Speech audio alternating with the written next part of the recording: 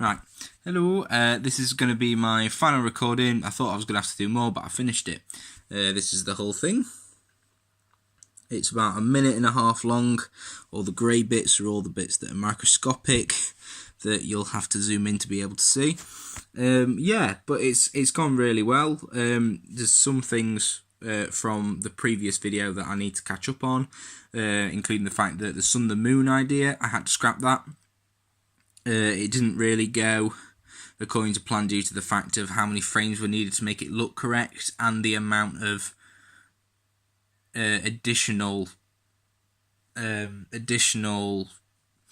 issues it would cause later on from me having to do it continuously if I just start it all of a sudden, because I'll probably have to keep up the continuum of it being night and day until it's finished, and that may draw into all other different kinds of scenes, and the overlapping will become a bit complex, and I don't have enough time for that. So what I've done instead is I've just gone straight into the vines, the vines across here. I've also done a water animation for the water stopping, if it'll load.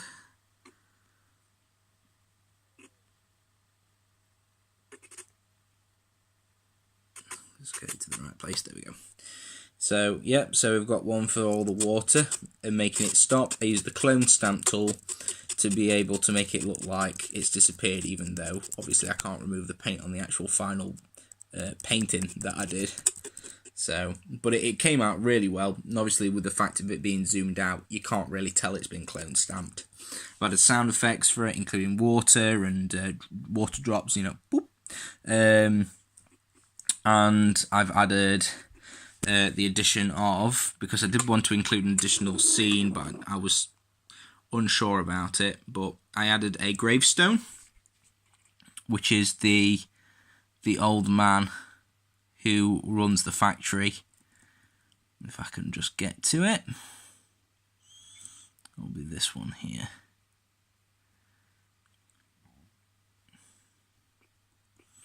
There we go. So it has the gravestone popping out of the soil. They also put in an earthquake sound effect, but really toned down the volume so that it just sounds like a slight rumble as the tombstone like jaggedly rises up to give it more of an ambience. But yeah, it's come out quite well. And the final scene is the transition into the ivy, and then not the ivy, the vines that are all along the side. They were quite difficult to animate. It's much like the moss, I did 2 layers, one with the vine layer below and the layer without vines on top, and then erased it. And then through doing that, instead of it all just gradually gradienting in, it's coming in different patches. The gradient could have been extended maybe to make it so that the gradient was smoother and less obvious when you're looking directly at the area that's gradiating in. But through doing that, I would have drastically extended the amount of keyframes for each of the different scenes, because I would have to extend it. I would have to make it so that they overlap, and it would just make it into a maze at that point. And I really want to avoid getting myself caught in a knot.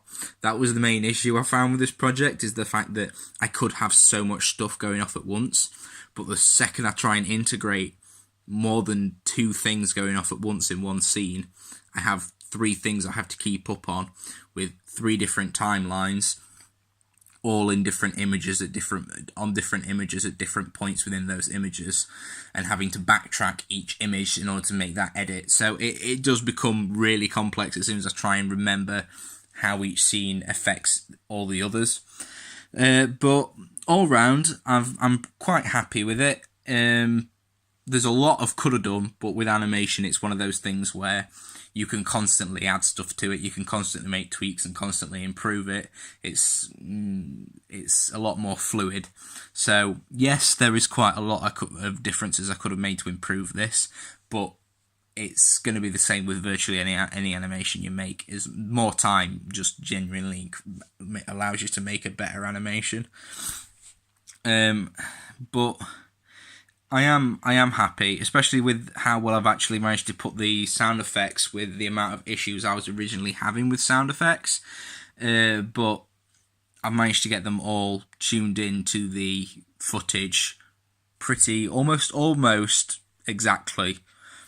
And I'm actually really happy with the results for when it comes to the sound marking up with the footage. So yeah, all around really good.